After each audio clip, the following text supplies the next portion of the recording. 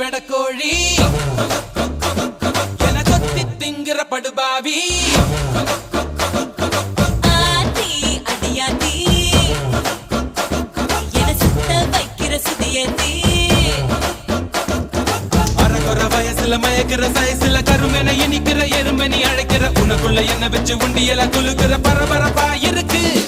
சிலனோட சிரிப்புல சிறையில அடக்கிற தின தின மனசுல கலவரம் நடத்துற முடி முதல் அடிவரை தினசா மிரட்டுற கிழக்கிழப்பா இருக்கு